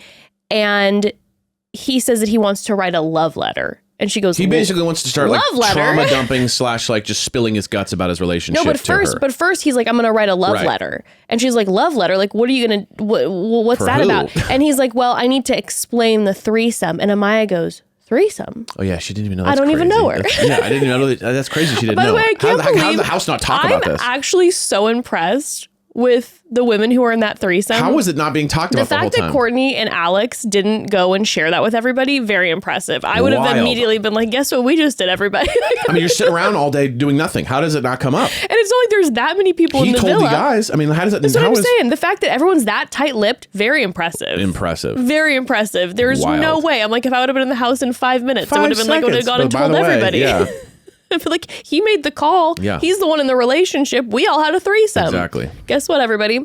But she's like, whoa. You think that your girlfriend's going to be okay with that? He's like, well, I can't control what she does. I'm glad that it happened. And it's something that I was so used to because I had so many threesomes Jeez, that I was like- so used to. And she wasn't bringing that to the table. And that's why, we were having problems. And he's saying, but then he has a moment where he's like, yeah, but I've been using it as an excuse to not have to blame myself for being a bad boyfriend. I'm just been saying. He has moments of brilliance. I know. He has It's moments. actually crazy. Like he has these moments where he says things and you're like, it's humble. He it's has moments of such insightful, clarity where you're like, it's real. It's absolutely the way you should deal with these things. Like he has moments where you're like, you couldn't say it better. It's exactly the way you should say that. I know. And then he snaps into these moments where like, then he's back to it. And it's like, it's so, I don't think I've ever seen anything like this. Grant's consistent. yeah, Brion has like brilliant moments. I know. Well, I mean, clearly we end up hearing more about his background with the bonfire with Mark. And so I think that I'm sure has a lot to do with it. But no, it is frustrating to watch because you're like, he's doing so much shit. And then he'll have these moments of clarity where it's like, yes, Brion, oh my God, yes. You just had a moment where it's like being in therapy for 10 years where you're like, oh, I've been using this as an excuse because I don't want to feel like I'm the bad boyfriend. So I've been blaming it on her and you're sexually. like, bro, that's like after 6 months of therapy, you come to that conclusion. I know. Okay, but then he ends up having a 1-2 switch because he starts talking with Amaya. He has a trigger, and I think it's very interesting. Okay. All right. We're going to talk about that, but we have one more pause. So family, with all the drama on this show, I was itching to find out about everyone's zodiac signs. You all know I love astrology, but it's probably not necessary for me to be paying monthly for 7 astrology apps. Well, I was paying for 7, but to be honest, I had completely forgotten about 5 of them. So I was paying for 7, using 2, completely forgot about 5 of them while still paying for them monthly. So that was my story. Well, thank goodness for my savior, Rocket Money, who found these subscriptions I had forgotten about and then helped me cancel said subscriptions, hence saving me some serious cash monthly. I love Rocket Money so much, coming to my financial rescue on the regular. Sigh. I mean, because let's be real, when it comes to spending, sometimes it's not out of sight, out of mind. That daily coffee habit, those streaming subscriptions, they add up fast without you even noticing. Rocket Money helps you spot those patterns so you can do something about them and keep more money in your pocket. Rocket Money is a personal finance app that helps find and cancel your unwanted subscriptions, monitors your spending, and helps lower your bills so you can grow your savings. Rocket Money is a necessity in this house. I love that with Rocket Money, you can see all your subscriptions in one place and know exactly where your money is going. And again, for ones you don't want anymore, Rocket Money can help you cancel them. Also, Rocket Money's dashboard gives you a clear view of your expenses across all your accounts. You can easily create a personalized budget with custom categories to help keep your spending on track, see your monthly spending trends in each category to know exactly where your money is going and get alerts if bills increase in price, there's unusual spending activity, or if you're close to going over budget. I appreciate that feature greatly. I really, really do. Yes. I was telling someone I met on set actually the other day about Rocket Money. And then the next time I saw them, they were like, hey, I had heard about Rocket Money before, but I had no idea how easy it is. Yes. I'm like, yes, please listen to me when I say, like, they make it so easy and it's simple to get tapped into. Yes. It's just the whole process is Super incredible. simple. Okay. Rocket Money has over 5 million users and has saved a total of 500 million in canceled subscriptions, saving members up to $740 a year when they use all the app's premium features. Cancel your unwanted subscriptions and reach your financial goals faster with Rocket Money. Download the Rocket Money app and enter our show name, your mom and dad, in the survey so they know that we sent ya. Don't wait. Download the Rocket Money app today and tell them you heard about them from our show. Okay, so back to the Shante Amaya conversation. Yes. So after this moment of clarity for Brion, he turns to Amaya and he's like, so I've got a problem. Yeah. Okay. He's like, when I go hard, it hurts Shante. For a second, I'm not tracking with what he's saying. Because we just had this moment of like, hey, I think I've put these things on her because I'm trying to not be this bad boyfriend or blame myself for being a bad boyfriend. And then all of a sudden he turns to her, he's like, by the way, sexually I have a problem because when I go hard, it hurts Shante. When I realized because of Amaya's reaction, what he was saying, jaws on the floor. This is a line that to me was like so sacred to cross. It was so inappropriate. Like I literally couldn't believe it. Like you're talking about sexual health right now of your partner with this woman. And Amaya's response, Amaya is awesome. Yeah. I love her. 100%. Her response was like, this is past my pay grade. No. He continues to cross that boundary. He's like, no, you got to listen to me for 1 second. And she's like, listen, I'm not comfortable talking about this. And in ITMs, she's just like, this is not okay. Like I'm sitting here, this man has a partner and he's talking about something that's so personal in their sexual life. Like, no. But we see his reaction and he's like, listen, you can't be like, I'm here for you and then not let people talk. This is what you're here for. Like she's literally hired to have to just be there and listen to him talking about these like incredibly personal things that I'm sure Shante wouldn't be thrilled about being discussed. And then she's like, maybe a different setting, the way that this could be perceived. Like she doesn't want to be put in a situation where it's like, hey, I'm sitting here listening to you talk about something that your partner wouldn't be okay with you talking about to me, I'm sure. And he's like, well, you're just too worried about this shit. I can't be real with you. Just go to bed, Amaya. She's like, well, I feel uncomfy. And he's just and then trying to make her feel bad. He's like, you're just so worried about perception. People are so weird, and just going off on her. He calls her weird. As she's exiting. And then just when she leaves, calls her a 5-year-old. Yes. And that conversation was so shocking to me. And the way in which he flipped so quick. Yeah. To then be like, you say that you're here for me and then you're not listening. When I first saw this conversation, I was like, what the literal hell is going on? Yeah. Right? It's like, what is happening?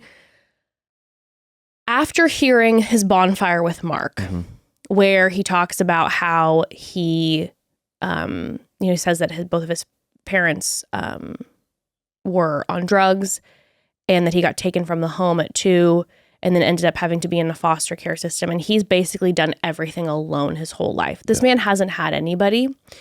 And so I think the trigger was, you're not listening to me. Yeah. Because it's like, nobody's here to listen to me. Yeah. And so then all of a sudden when she's like, I don't want to hear about this, he hasn't done the self-work to understand like, hey, Amaya right now is stating a boundary. This isn't an appropriate conversation.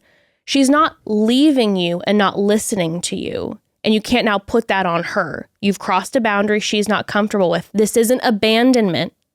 This is somebody not being comfortable with the boundary. And then you can't then go and try to make that person feel bad for having that boundary. Yeah. But after hearing the conversation with Mark, it was like really screaming to me that this is like a feeling of abandonment and it's like needs to really be like worked out through therapy. Yeah.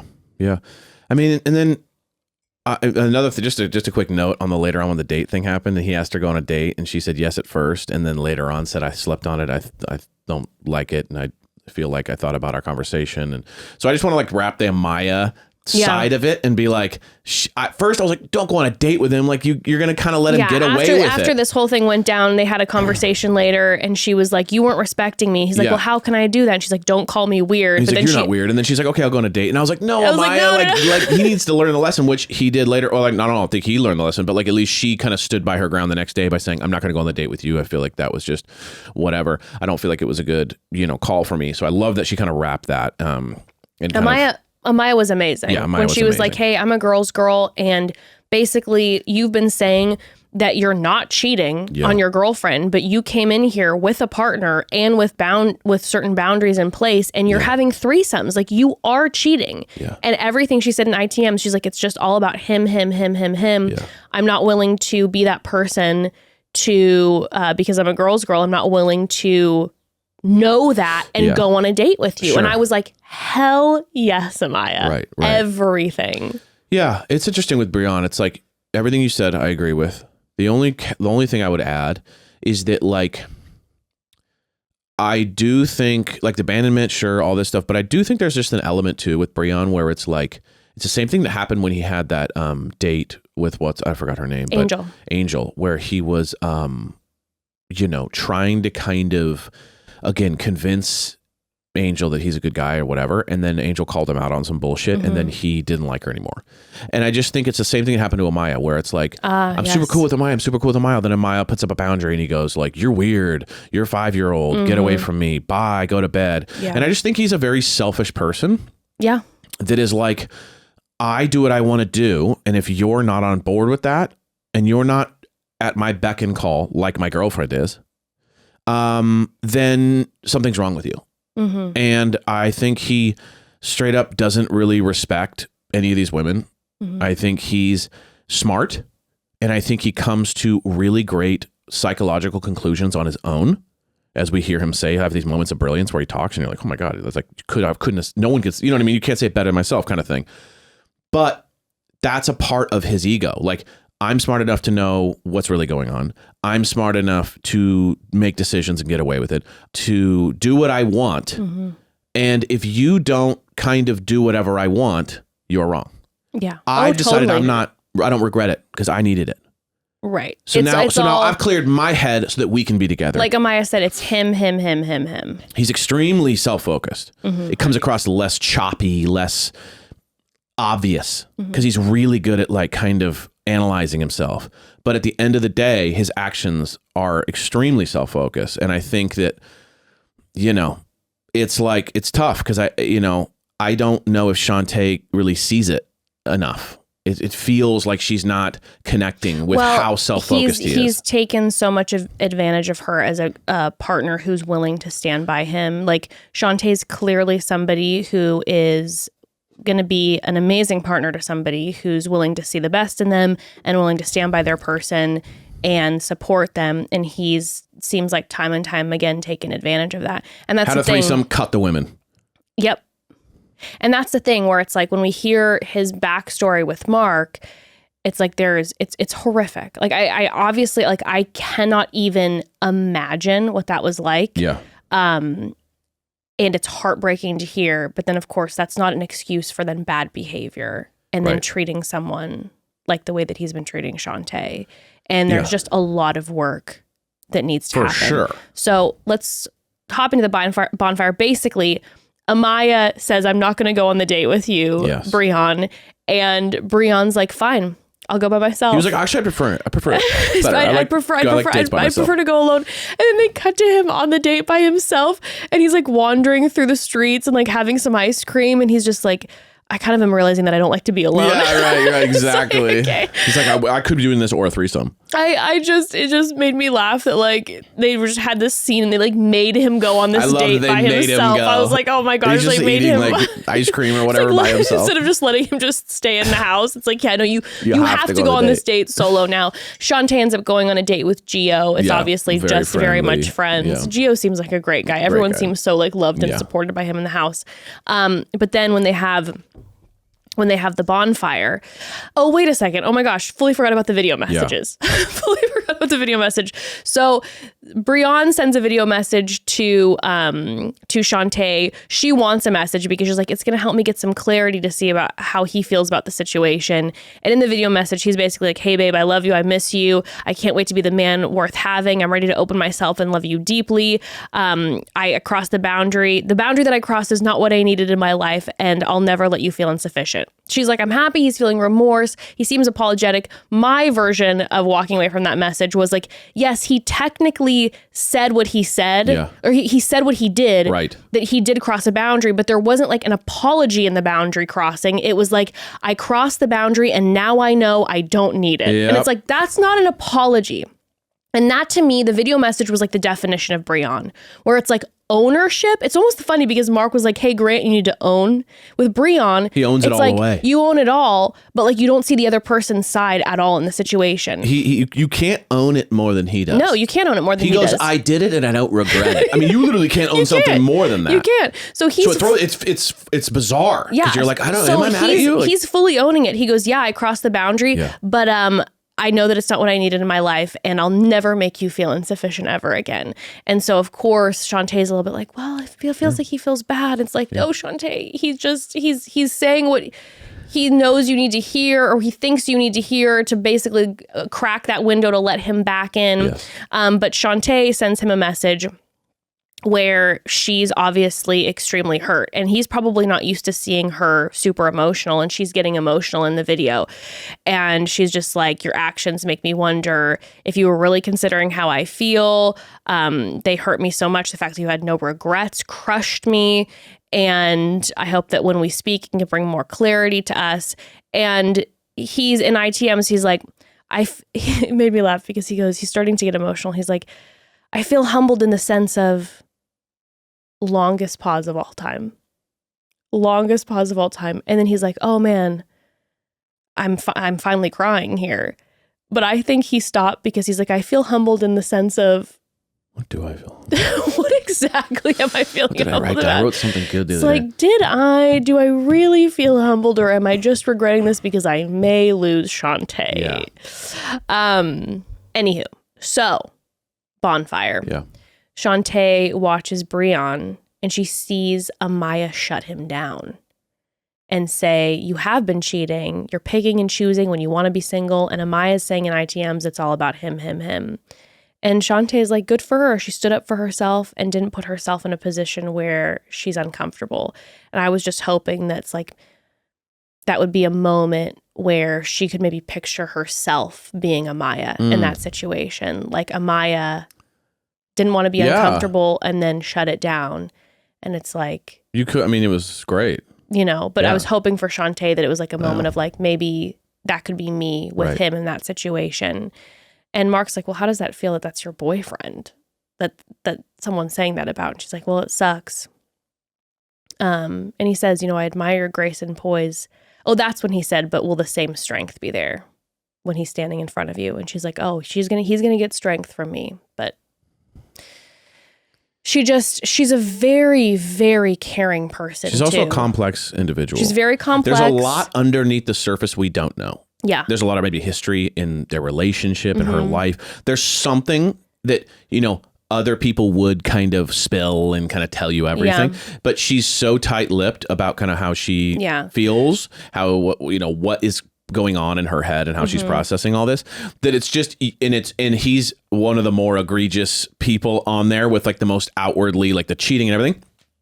So we're expecting so much more like communication and reaction that we're not getting it. And so I think because of that, we're all pins and needles kind of being like, where is she at? Is she done with him? Is she like, no big deal?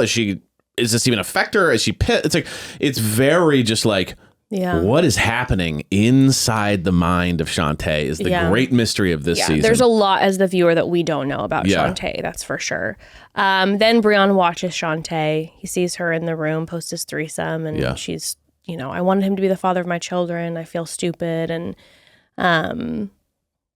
he's like, I definitely think that 2 weeks back to back, it shows how much I've hurt her. Mm-hmm. And he's like, I want to be a husband she can be proud of. I've realized I'm the issue. So we have a moment where he's like, it's me. Yeah. I'm the problem. It's me. I was just about to sing that. I'm the problem. It's me.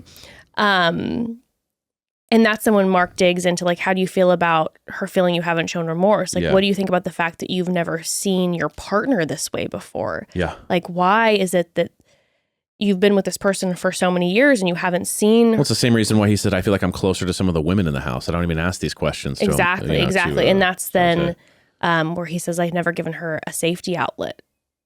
And that's a terrible way to be. And he's like, why is it a terrible way to be? And he's like, well, I'm showing her feelings aren't valid. And then again, he then ends up talking about his past. And Mark says, the world of info that you just shared, there's no way to know when you didn't have it modeled to you. From childhood, you've had people leave you, disappoint you, show you bad behavior, not support you. How would you know how to respect someone when no one's modeled or shown you that you matter and that you're safe? Mm-hmm. And he's like, because the only person you can count on is, Brion's like, myself. Mm-hmm. And Mark says, how do you have a relationship if that's the only way you know how to be? And he says, you can't. Yeah. And so in this moment, I'm hoping, because I felt like there was a shift in that conversation with Brion, like I'm really hoping something shifts for him. I really am. I tend to be someone who's a little pessimistic, especially when like you've seen someone's and you're hearing patterns and patterns and patterns. And again, like you were saying, you see this like very egregious behavior. What I'm really hoping for, and I don't think we're going to get, but what I'm really hoping for is that this is a shift for Brion, because clearly with all the trauma he's had, he needs to really work on himself and really go inward and get that therapy and spend time alone so that you then know how to love yourself so that you can love other people. Yeah. So that you're not then hurting someone else in the process of a relationship while you're still having all the trauma that you're trying to work through, et cetera. I'm hoping that Shante goes to him in the end and ends things, because I don't think he'll try to end it with Shante. But if Shante ends things, maybe they can go their own way and he can really work on the stuff he needs to work on. Yeah. I fear that that's not going to be the case. Well, you saw it in the episode. He told Amaya, I think it was Amaya, you got to know, this is not real life.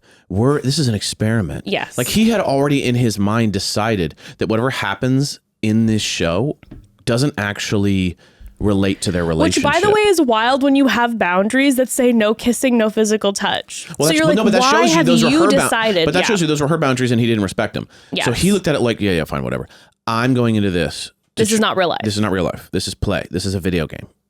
Mm-hmm. This is a dream. You can't, if I cheated in my dream, it's not real, babe. Sure, honestly. Totally. And because he says it out loud, he says it like, yo, you got to understand, this is just an experiment. Like, this is not I think he literally looks at it like, I went on a trip to see, I went on like an ayahuasca trip and came back and now I've gotten clarity. Mm-hmm. That's why he has that's why he has no remorse. That's why he has no regret. And that's why he's not going to change. It's really just like, I did this for myself to see if I need it. I don't need it. I'm good. Okay, babe, I love you. Yeah. And so he has all the right words, but it really is like, there's nothing kind of worse than like someone, and we can all be guilty of this, which is like, it's better to be the person that doesn't know the right thing to do and then someone illuminates you and then you change realizing the new knowledge than to be extremely knowledgeable on all the right things to do and not do anything. And make the choice to not actively do it. Right? Because it's like, well, what's going to make you change then?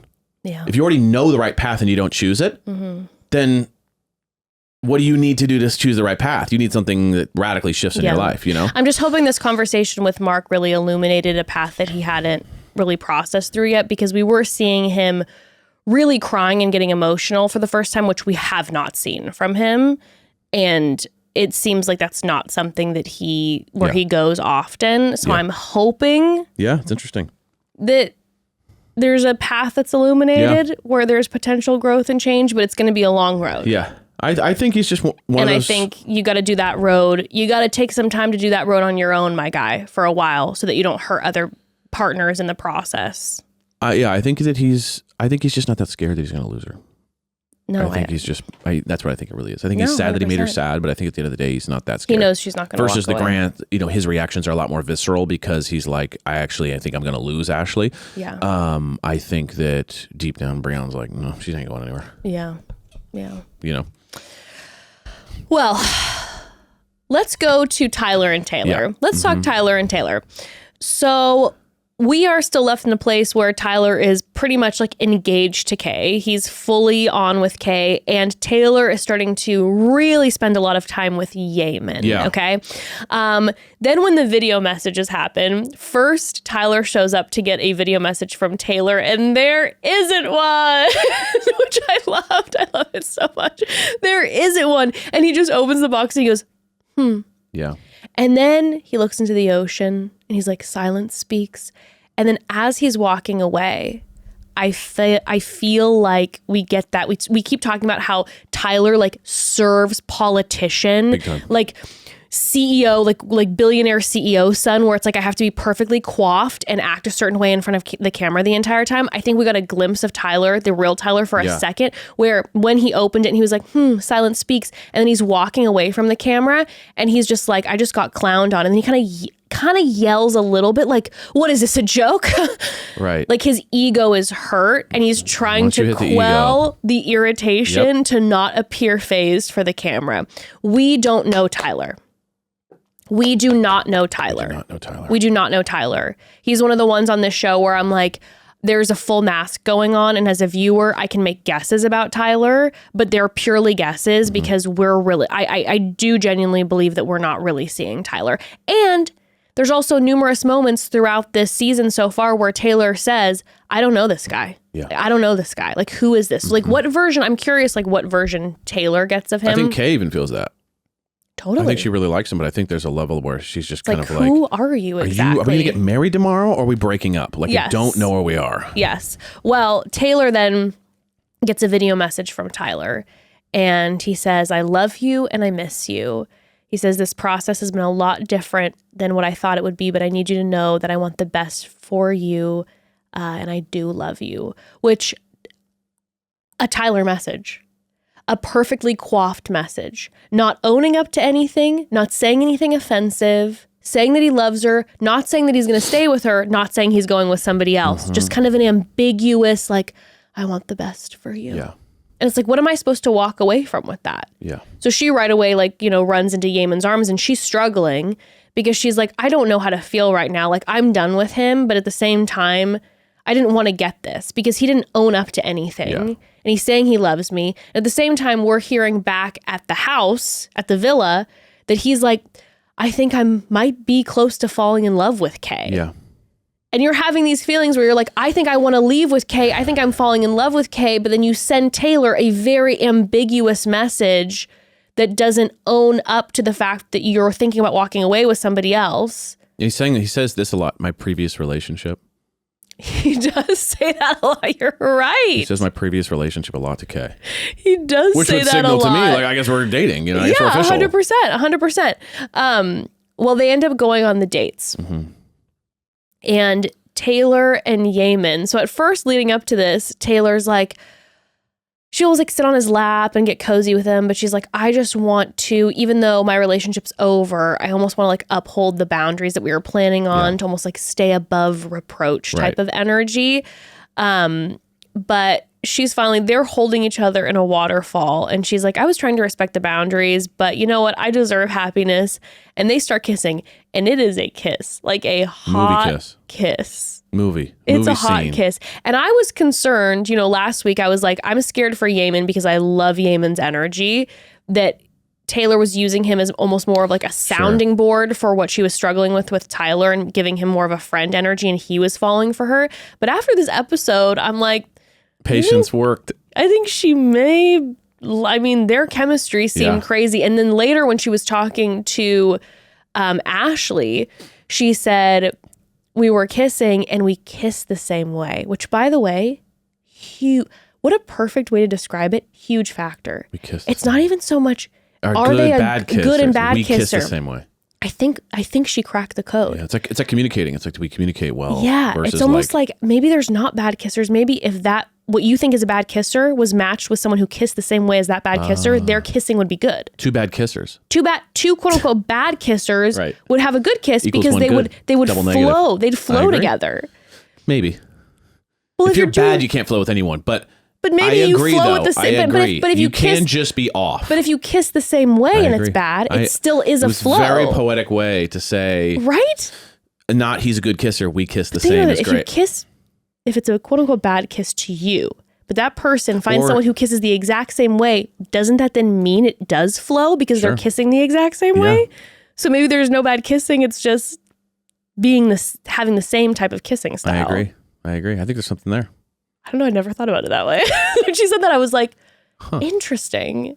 But I think she was, same way. but she was also referring to kind of just the speed and like she's like, I do very gentle, soft. And he was also that way.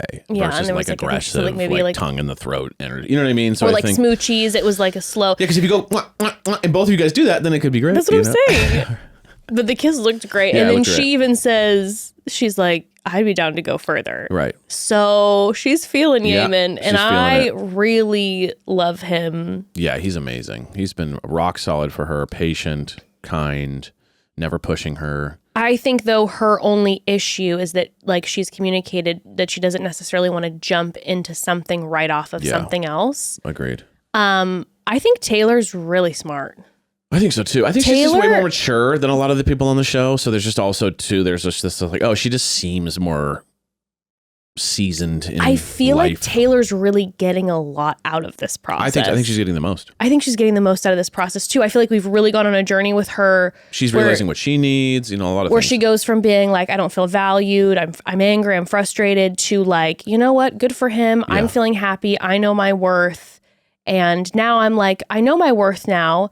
And I'm wondering, is it maybe not healthy for me to maybe jump straight into something else? Like, I really do feel like this process has been really good for her. And I kind of feel the same way with Tyler. Like, obviously, he's fucking up so much more than her. But there is a level, like at the end, where he's kind of like, he even said, I think I got into a relationship that was inappropriate during the time when I was getting divorced. Yes. You know what I mean? Obviously, he met Taylor while he was married, probably had a big crush on her, probably flirted with her too much, that allowed him to then, like, him and his wife, you know, separate, and then they're immediately together.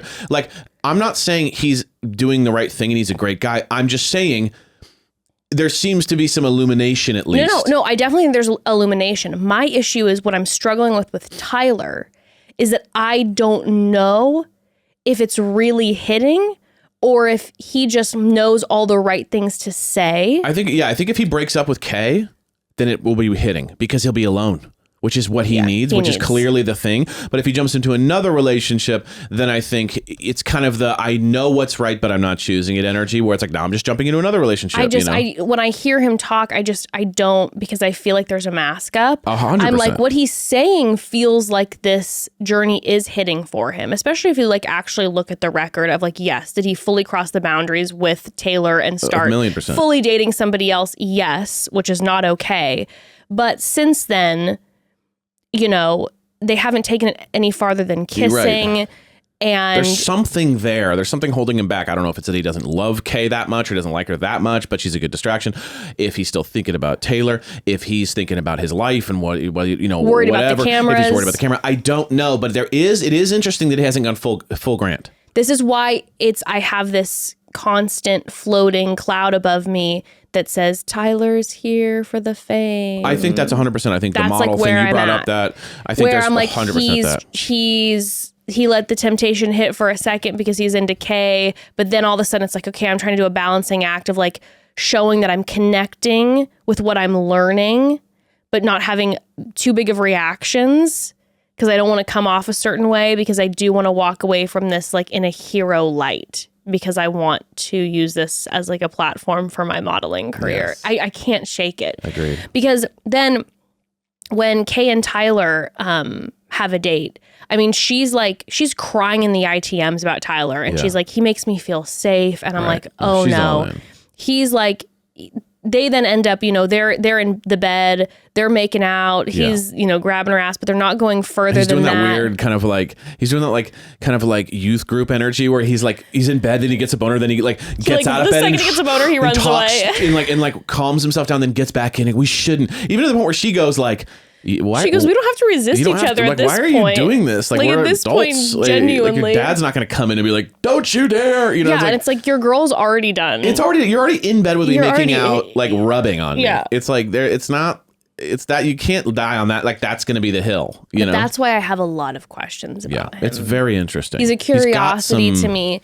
And I do think, even though he's saying I think I want to leave with Kay. I feel like I'm falling in love. I don't trust him. I really, really don't trust him because I think he's out to make himself look good. And I think he's still leaving the door cracked for Tayler to be like, maybe there is a world where we get back together. Maybe. I don't even know if it's like so much that he cares about Tayler as much as just like the way he is perceived and like what's going to make me look the best. And I think maybe he's processing and why he won't at Bonfires ever answer. And his response at Bonfires is always like, I'm still here. I don't want to jump to conclusions yet. I'm just going to sit and wait and process this. And I think it's because he genuinely is waiting until the very last minute when him and Tayler are sitting together to be like, what is going to make me look the best to the audience? Yeah. And I have to see what Taylor's energy is going to be. And like leaving the door open for whether it's Kay or whether it's Tayler or whether it's no one, which is why I think he won't really talk about where he's actually at because he wants to be able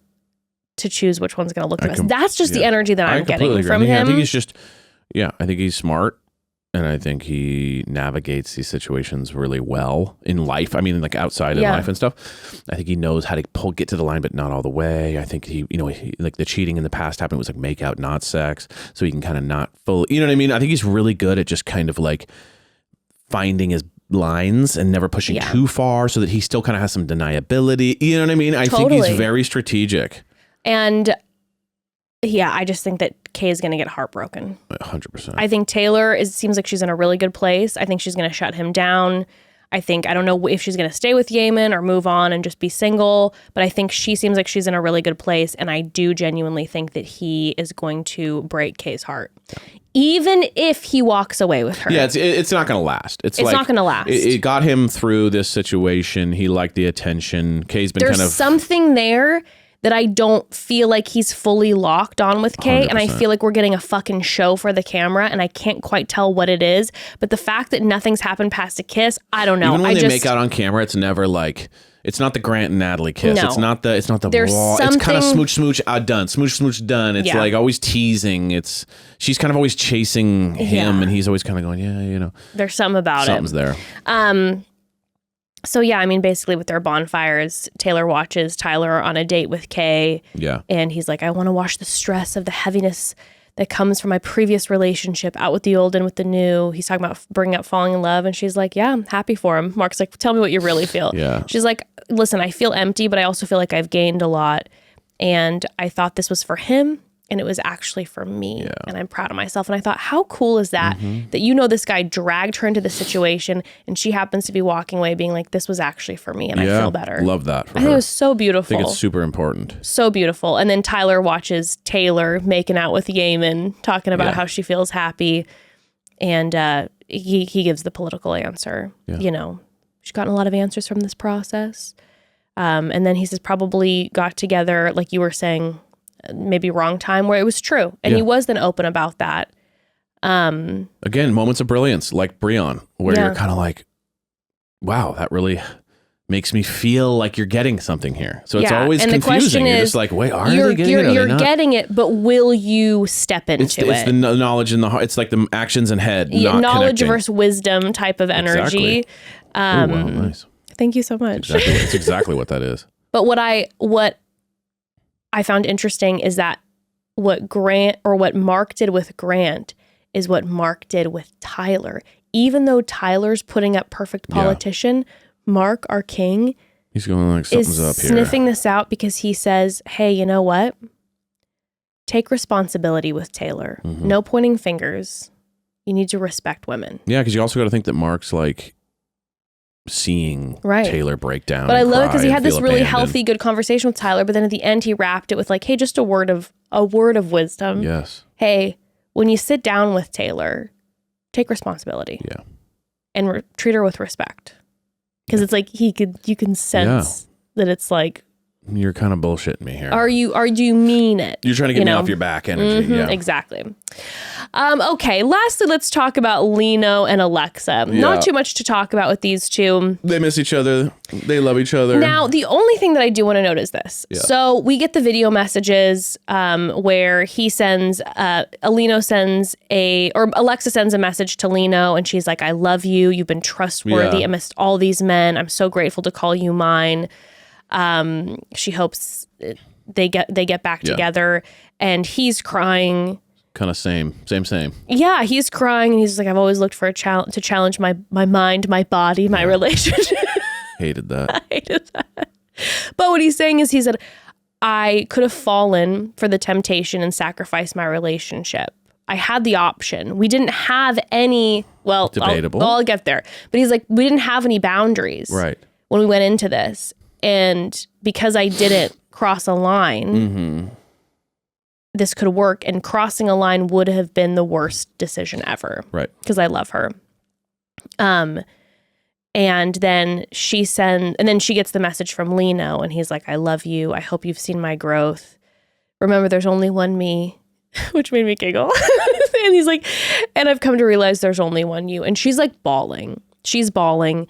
And when they go on dates, post watching these video messages. So Lino is on a date with Alex. We really don't see anything. He's even saying, he's like, I know Alexa, she's here for me. Like, yes, Alex is tempting, but like Alexa's here for me. And then Alexa goes on a date with Max, and they basically like outwardly meditate, and she talks about how much she loves her boyfriend, and Max is sitting there. Yeah. Max, remember I told you from day one, I'm like, there's something about that guy Max. We're not seeing him a lot, but I love his energy.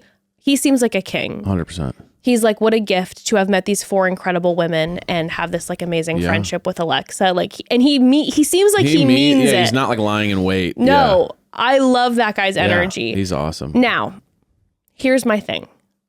This is my only thought. And I'm sorry to be like the Debbie Downer on like the relationship that's working in these two people who do clearly love each other, by the way. It's very clear to me that Lino and Alexa are very much in love. And I feel like it was a wild move to go on this show. Right. It made no sense.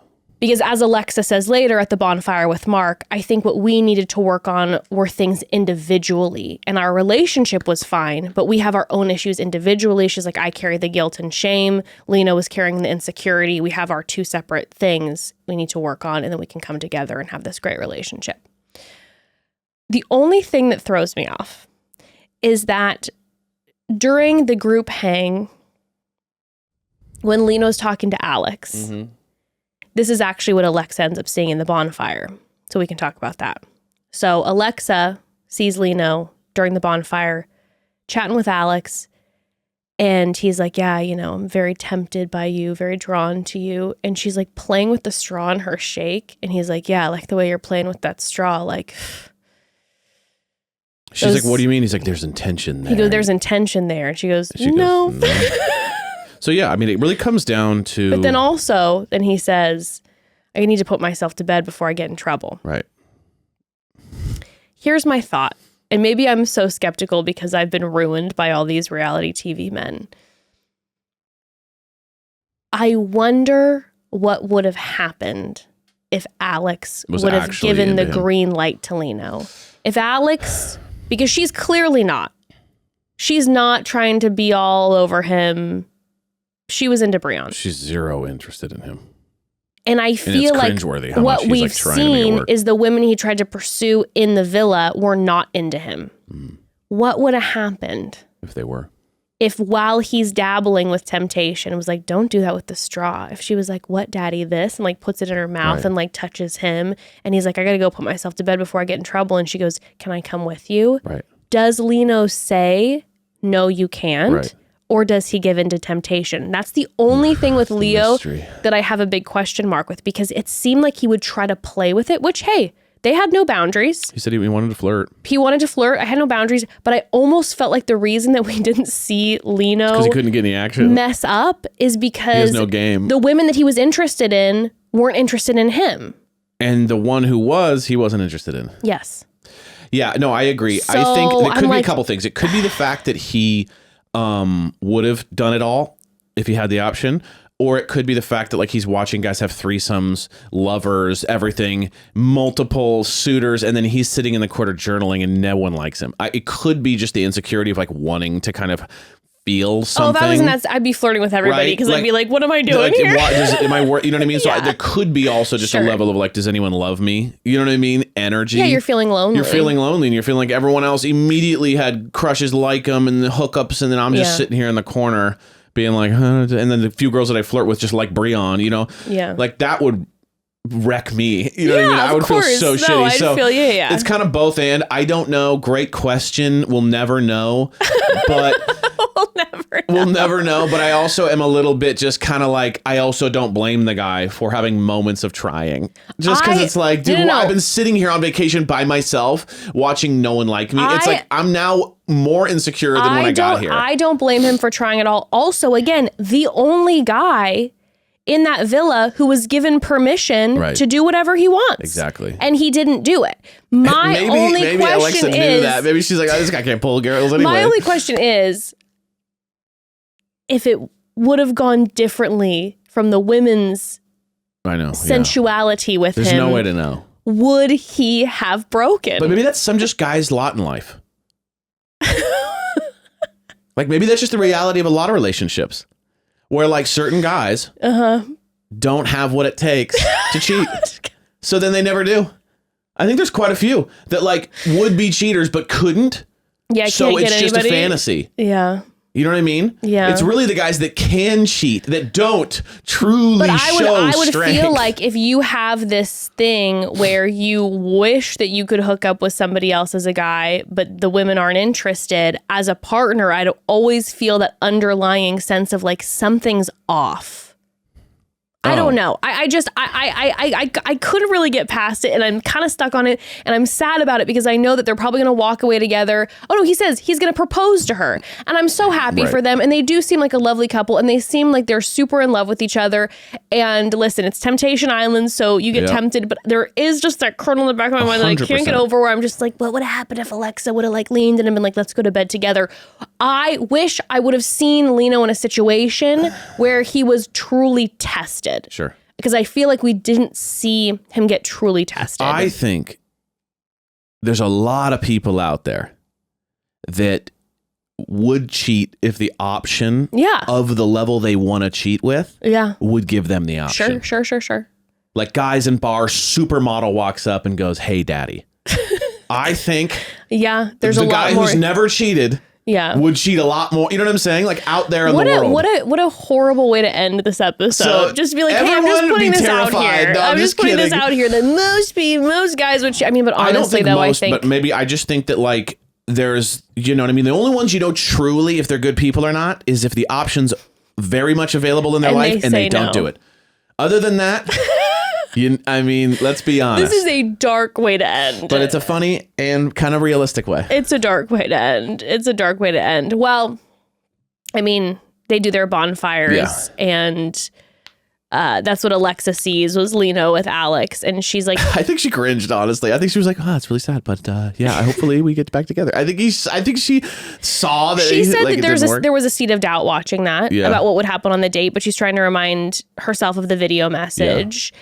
And, you know, both of them had basically where they were, and then his video that he saw of her was her basically like just being in love with him. Yeah. And so they both had a conversation where they walked away with Mark, where Mark was just asking like, okay, if you guys walk away at the end of this, like, what have you learned that's going to help you tool-wise in your relationship? And both of them seemed like they were in great places. Like they both seem like they've really learned a lot about themselves as well during this process. Like Alexa, with the help of Mark, has really connected to... He's definitely going to propose on the final. Oh, for sure. Finale. But with Mark's help, Alexa's so connected to the guilt she's been carrying. With Mark's help, Lino's really connected to the insecurity that he's been holding on to and then putting that on Alexa.